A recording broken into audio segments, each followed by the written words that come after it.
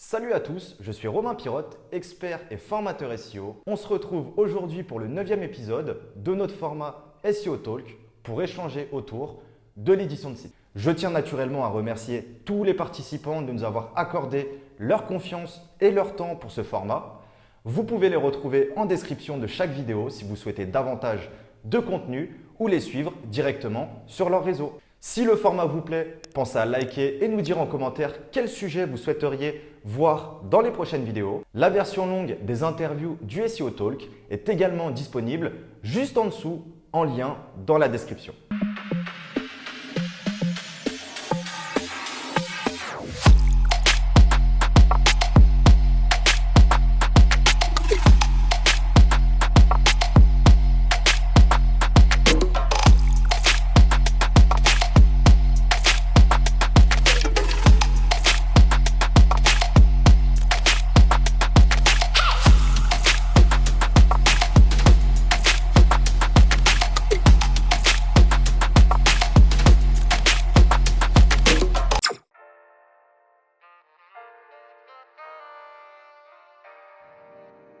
Fait ça depuis 2016, j'ai commencé par l'édition de sites. Moi, mon but, c'était de faire des sites de niche et de l'affiliation.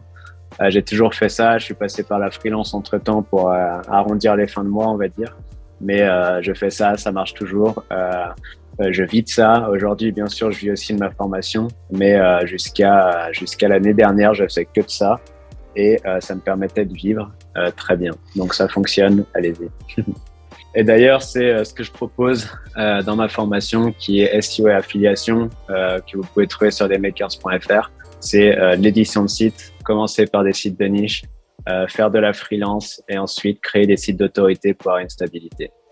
Oui, et j'ai même d'ailleurs formé des centaines de personnes, pour ne pas dire des milliers, sur le sujet de l'édition de site, que ce soit la génération de leads, l'affiliation, l'e-commerce, la publicité et tous les différents aspects de la monétisation que l'on peut trouver sur Internet. SEO Observer, je fais que ça en fait. En fait, pour te raconter l'histoire avec Romain, à l'époque où on était dans le même bureau, j'ai monté jusqu'à 90 sites dans le mois, tout seul. Wow. Et ouais, derrière, et c'était un truc de malade avec des outils où on générait des trucs chacun de son côté.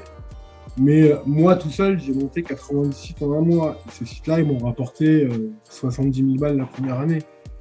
Monter des sites, je les monte que pour faire du fric, quoi. De toute façon, donc jamais pour autre chose. Donc. J'ai pas de site passion, j'ai pas de machin. Là, j'avais tout. J'avais Bazooka pour gérer du contenu. J'avais Bazooka pour gérer des box produits. J'avais Bazooka pour détruire les pages qui ne servaient à rien. En fait, Bazooka, c'est une série d'outils et qui était privée. Et Romain, il avait ses outils aussi. On se tirait la bourre d'ailleurs à celui qui sortait le meilleur générateur de contenu. C'était rigolo. Et puis voilà, donc je mettais 20 minutes par site, 30 minutes par site. Wow. À la fin, c'était devenu 1 minute, 1 minute et demie par site qui faisait 2 milliards de pages. Oui, ça m'a déjà traversé l'esprit. Alors, le problème, c'est pas que ça traverse l'esprit. Le problème, c'est de le faire. Donc, oui, je l'ai beaucoup fait dans le passé. J'ai moins le temps de le faire aujourd'hui parce qu'on a d'autres priorités. Le problème de lancer un site qui te rapporte de l'argent, c'est que ça met toujours un petit temps. Contrairement à travailler du client où c'est en live, où tu reçois des sous directement, il y a un temps de travail. Donc oui, évidemment que je l'ai fait. J'ai beaucoup moins le temps de le faire aujourd'hui. C'est dans la to-do de le refaire de façon industrielle. On a les outils pour, on a tout pour automatiser, donc oui. Bien sûr. Depuis le début, en fait, depuis mon enfance d'ailleurs. Bah oui, figure-toi que j'y ai déjà pensé. Je pense tous les jours, mais je ne le fais pas. J'ai des dizaines, voire même des centaines même de noms de domaines qui dorment. Oui, j'en ai quelques. Comme je disais dans la monétisation, j'en ai quelques-uns. Plutôt des beaux sites. Mais là, je lance des petits plus pour de la vente de liens classique. Voilà.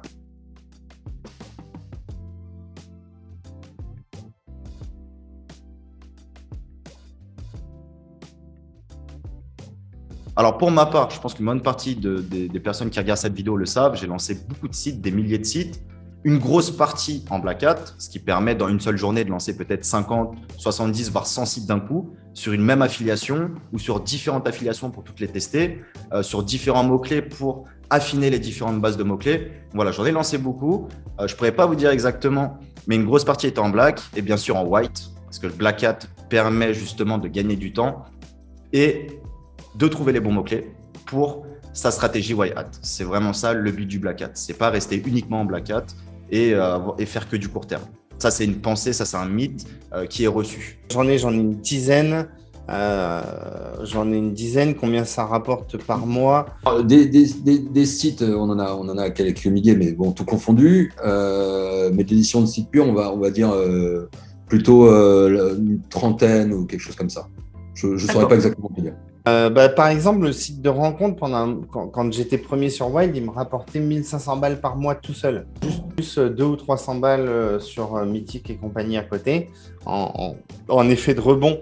Mais tout ça sur un seul mot-clé, quoi. Mais par contre, ça, c'est fini. Non, après, combien ça rapporte? Pendant un moment, je gagnais pas trop mal avec Amazon, mais pareil, quand ils ont diminué les coms, je me suis fait éclater. C'est tout pourri maintenant. Je crois qu'il doit me rester 60 balles par mois sur Amazon. Voilà, c'est peanuts. C'est peanuts. Pareil, ça c'est un conseil que m'avait donné David, un petit peu de, comment il s'appelle, quel coup avec les liens cliquables, paiement au clic. Bon, c'est pareil, ça rapporte 30 ou 40 balles par mois. Bon, voilà. Non, après, ça reste la vente d'articles sponsorisés qui rapporte le plus à l'heure d'aujourd'hui. Hein. Okay. Mais plus, moi, je sais pas, là, on doit être pour l'instant, je dois être à 500 balles par mois maximum de site full SEO en monétisation perso. Okay. Mais bon, là, je suis en train de monter une équipe pour booster ça parce que je l'ai mal fait. Donc, on nettoie les sites, on enlève ceux qui servent à rien, on vire les noms de domaine qui stockent depuis 3 plombes et qui en fait, sont devenus de la merde. Et on se concentre sur moins de sites mieux faits. Je sais pas, une trentaine. Ouais, que je monétise un peu en mettant sur les plateformes de backlink. Je dois en avoir une centaine, mais je m'occupe de 50 sites, voire 20 sites réellement. Alors j'ai environ 600 sites. Donc j'ai 100 sites qui vont me servir à collecter du lead et j'en ai 500 qui sont du site de PBN qui me servent à vendre du lien et à faire mes liens vers mes 100 autres sites. 3000. Ah, reste 700. Alors, j'en ai pas des millions. Les dernières années, en fait, j'ai fait un énorme tri parce que, comme j'ai dit, commencer par des sites de niche, c'est très bien pour débuter. Mais à la fin, ça commence à être compliqué de monitorer tous ces sites. Et du coup, là, j'ai fait un énorme tri. J'ai, il me semble, 4 sites d'autorité et quelques petits sites que je garde toujours et mes PBN que j'ai encore. Mais j'ai fait le tri de mes PBN. Donc aujourd'hui, je dois avoir peut-être 40 sites en PBN et 4 sites d'autorité et il me semble 3 sites de niche que je garde toujours. En édition de site, j'ai plusieurs centaines, on va être sur à peu près 500 sites édités. En monétisé réellement hors vente de backlink, on est sur une dizaine et ça rapporte entre 3 et 5 000 € par mois selon les événements, selon les thémas et on a des choses qui sont saisonnières. Donc ça, si je fais une moyenne, voilà, on peut dire entre 3 et 5 000 par mois.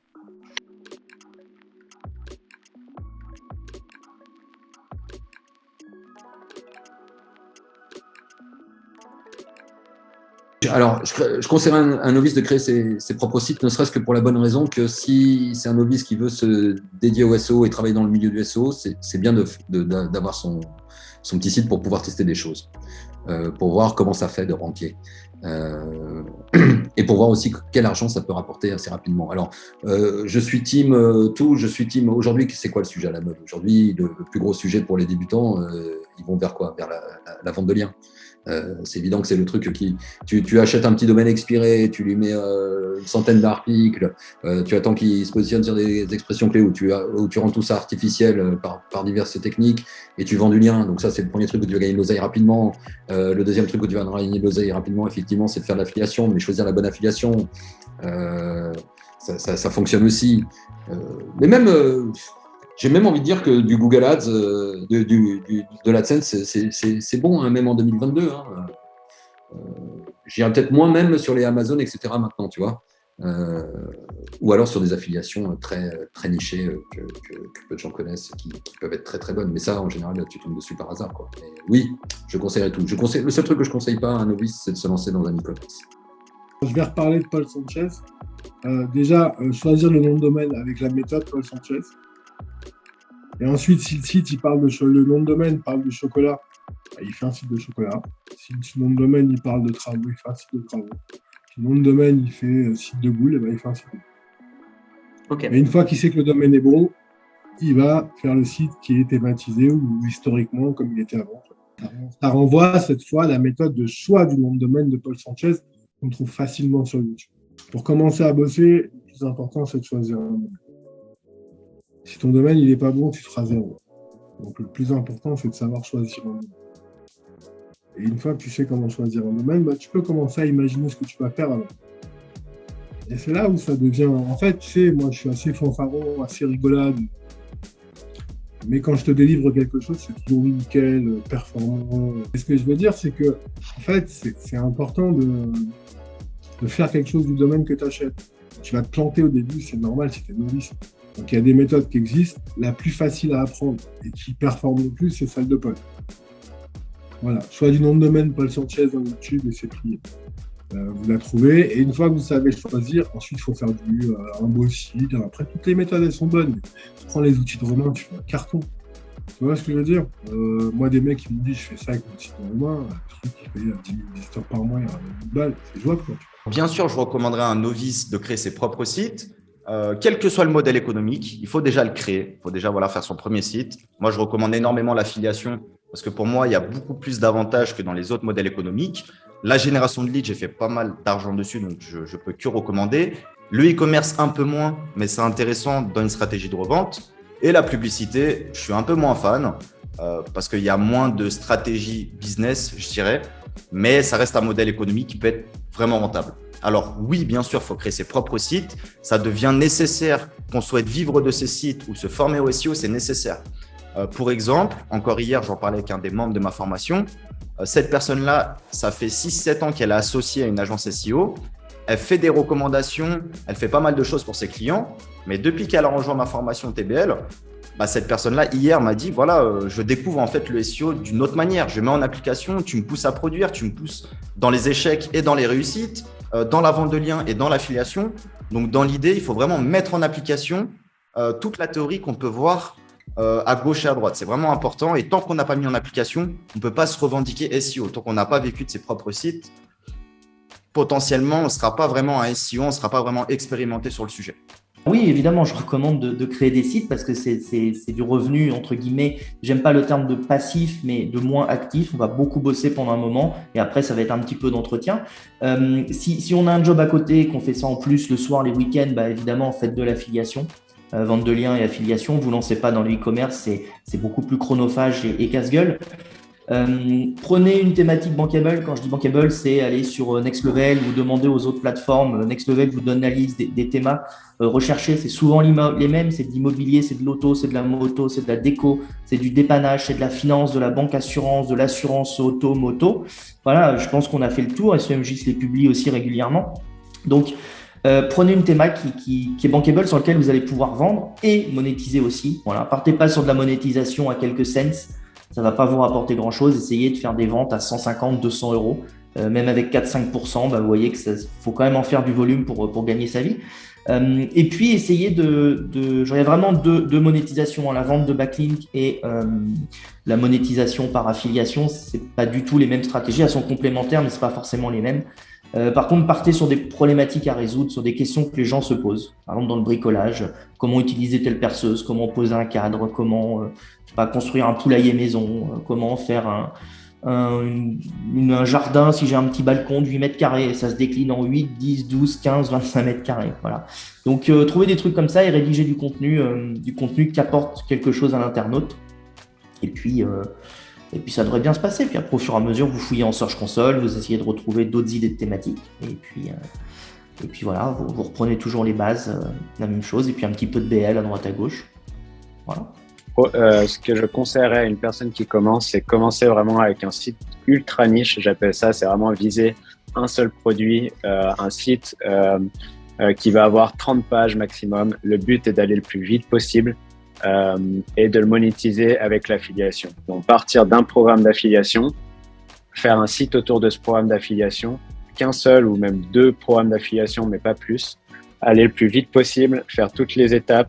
Et ensuite, une fois que tu connais toutes les étapes de l'édition de site de niche, tu peux en faire ce que tu veux. Si tu as un projet autre que l'affiliation, si tu veux vendre tes services, etc., alors à ce moment-là, fais un site un peu plus gros et tu vendras tes services ou tu monétiseras autrement, tu pourras faire de l'e-commerce. Mais pour moi, le site de niche, il n'y a pas besoin de gros budget pour entrer. Et en fait, tu commences par ça et tu vois directement toutes les étapes du SEO et toutes les étapes de la monétisation. Le plus rapidement possible. C'est un investissement, mais de créer ces sites, même si, je veux dire, on le laisse de côté pendant quelques mois, c'est pas grave, on le met en ligne, on met quelques articles et on a, par exemple, moi j'ai un site sur la PlayStation que j'ai mis en ligne pour mes enfants et que je pense qu'ils récupéreront plus tard. Moi, je suis un peu fâché avec le e-commerce. Je trouve que par rapport à ce qu'on fait, on ne gagne pas assez. C'est trop chiant, il y a trop de support, il y a trop de problèmes de TVA, il y a trop de problèmes un peu partout. Ouais, donc pour moi, un novice doit se lancer sur de l'affiliation en tout cas, ou sur de la pub. Parce qu'on parle beaucoup d'affiliation, mais en fait, la pub, c'est des niches beaucoup plus faciles où ça peut rapporter assez gros, mais il faut savoir publier beaucoup d'articles. Ouais, je recommande à tous les novices de se créer des sites parce que c'est un actif qui est ultra rentable. C'est-à-dire que sur le temps long, eh ben, en fait, un site ne fait que prendre de la valeur et peut être vendu de plus en plus cher. Donc de toute façon, c'est jamais perdu. Et si un novice doit commencer, moi je recommanderais de plutôt partir sur un blog informatif sur lequel il va essayer de drainer des visiteurs pour afficher de la publicité, tout simplement. Alors la publicité, ça ne rapporte pas grand-chose. Mais ce site informatif va servir de base pour vendre du lien. Et actuellement, c'est vraiment ce qu'il y a de plus simple, plus basique. Et avant de se lancer dans des gros trucs genre e-commerce, affiliation, qui requiert un petit peu plus de technique, pour moi, c'est une façon d'entrer dans le web qui est assez simple. Tu n'es pas obligé de savoir faire sur le bout des doigts, mais il faut savoir faire quand même pour juger du travail que tu vas acheter, que tu vas payer. Et en plus, quand tu es novice, que tu débutes, en général, tu n'as pas de thune, donc tu vas faire. Et oui, évidemment, il faut. C'est même pas je recommande, c'est j'impose. Quelqu'un qui arrive pour faire du SEO quelque part qui n'a pas de site, lol quoi. Et faites des conneries avec vos sites, spammez-les, obtenez des pénalités, des vraies pénalités. Là, pour le coup, que dans la Search Console, tu reçois un joli message qui te dit attention, lien factice. Ouais, ben voilà, là, amusez-vous. Et puis après, vous pourrez faire ça sur le site des clients en sachant jusqu'où vous pouvez pousser le bouchon et ce qu'il faut faire et ce qu'il ne faut pas faire. Donc oui, faites-le. À l'heure d'aujourd'hui, quelqu'un qui commence, je lui dirais de prendre une seule thématique, de se concentrer et d'avoir quelques sites dans la thématique, déjà pour pouvoir les manier entre eux, etc. Mais vraiment de se concentrer sur une thématique et de la connaître par cœur. Et puis d'avoir un plan précis pour chacun des sites en essayant d'avoir des plans différents pour que chaque site ait un peu une typologie différente. Okay, mais j'ai pas de... Là, à l'heure d'aujourd'hui, évidemment, la vente de liens, le leads, j'y crois moyennement, étant donné que j'ai pas mal de potes qui en font. C'est devenu dur, il y a beaucoup de monde, les compétitions sont sévères et c'est des très gros sites, très très gros.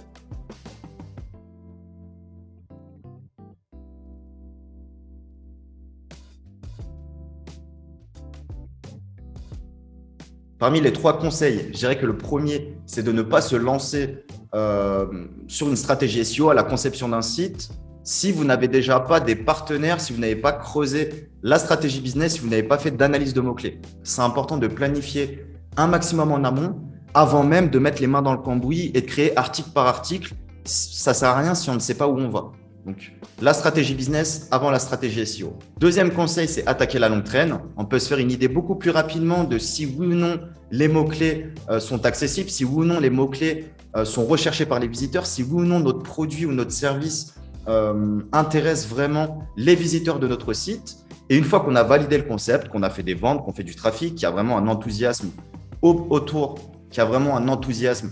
de notre site, Là, on peut partir sur de la courte traîne, donc des mots-clés principaux, investir du budget, des backlinks, du contenu et vraiment piloter son projet afin de le faire croître en y passant le moins de temps possible. En édition de site, alors c'est vrai que j'avais tendance à dire la première chose, c'est de faire un site qui te passionne et qui soit rémunérateur. Je dis une bêtise, tu es passionné par le golf, fais un site sur le golf, ça peut être rémunérateur, mais c'est pas forcément un bon conseil finalement. Le meilleur conseil, c'est d'attaquer une niche en mode. Peut-être que le meilleur conseil, c'est de se challenger avec des copains, des copines. Hein. C'est de se mettre en challenge parce que tout seul, c'est moins motivant. Mais challenge-toi sur n'importe quelle niche et tu regardes celui qui réussit le mieux et tu échanges les tips, etc. Et ça va aider. Ça va te permettre d'avancer. Et voilà, je donnerai que ce conseil-là finalement. Peut-être partager avec d'autres et travailler avec d'autres. Enfin, chacun sur son projet, mais échanger avec d'autres gens, ça peut être hyper motivant. Les travaux. Donc la première, je l'ai dit, hein, rencontre. La deuxième, sommeil et bien-être. Et la troisième, travaux. Voilà. Trouvez absolument toutes les vidéos de Abdel Webseller. Il est incroyable. Il te retourne des choses dans Amazon pour aller trouver des niches. Et il te retourne le cerveau pour que tu utilises en fait les outils d'Amazon ou les outils d'autres sites pour aller trouver des niches. Sinon, c'est pas compliqué. Hein. Vous trouvez les leaders. Vous prenez n'importe quel leader. Vous trouvez une page en général très mal faite avec tous les produits, tu sais, ou alors sinon tu peux avoir aussi des catégories e-commerce de très haut niveau qui ont en dessous d'elles des dizaines de sous-catégories, voire même des centaines de sous-catégories. Et cette catégorie-là, en fait, elle te propose des produits. Par exemple, tu as la catégorie jardinage. La catégorie jardinage, quelqu'un qui cherche jardinage, tu ne sais pas du tout ce qu'il veut. Et cette page, elle propose des produits. Ah, classés par pertinence. C'est quoi la pertinence ? C'est les bonnes questions à se poser. C'est souvent ce qui est le plus vendu. Donc, ça peut être très intéressant pour trouver des niches. Les niches dans lesquelles il y a de l'argent, c'est surtout tout ce qui est travaux, tout ce qui est jardin et décoration. En général, dans ces trois niches-là, il y a toujours un peu d'argent. Trouver des niches où la réponse est un peu la même pour chaque produit. Ça permet d'écrire des articles très rapidement sur les mêmes produits, juste en changeant quelques termes et il n'y a pas de duplicate en plus. Les niches, pas forcément celles qui fonctionnent que j'ai citées précédemment, hein, c'est toujours les mêmes, l'automoto, voilà. Après, monétiser avec du leads, avec de l'affiliation, avec éventuellement la possibilité de choper des emails pour pouvoir, on dit money in the list, mais c'est vrai, ça ne mange pas de pain, une petite pop-up ou un petit formulaire d'inscription pour télécharger un guide, un e-book ou n'importe quelle ressource offerte, ou tout simplement recevoir les nouveaux articles du site, ça ne mange pas de pain. Et puis, je cumule beaucoup, voilà, justement, ce type de monétisation, de la publicité. Quand je peux, je mets de l'affil, mais j'en fais assez peu. Et puis bien sûr, de la vente de liens, soit en direct, soit par les plateformes. Mais via les plateformes, ça marche très bien. Ouais, mais ceux-là, je vais les garder pour moi, parce que tu les donnes pas. En fait, il faut regarder dans les best-sellers Amazon et regarder aussi les produits qu'ils conseillent. Et derrière, vous allez voir que des produits entre le mois de septembre et le mois de novembre, il a pris 400 étoiles. Tu vois. Ça, c'est un produit qui monte. Donc... Pour moi, la meilleure niche pour débuter, c'est la niche qui débute. Donc, c'est une niche qui est tendance. Typiquement, j'en ai parlé il n'y a pas longtemps, mais pour moi, ce qui marche, c'est les formations. Parce qu'il y en a de plus en plus, il y en a dans tous les domaines. C'est la crypto, parce qu'il y a des projets crypto de tous les côtés. Il suffit que tu te mettes dans une ultra niche dans la crypto. Et même s'il n'y a pas de recherche encore sur les outils tels que Ahrefs, SEMrush, peu importe, tu peux commencer et tu seras le premier dedans. Et trouver toujours un programme d'affiliation à la clé. Mais en fait, pour moi, pour commencer, le mieux, c'est de trouver une niche tendance sur lesquelles il n'y a pas encore de concurrence.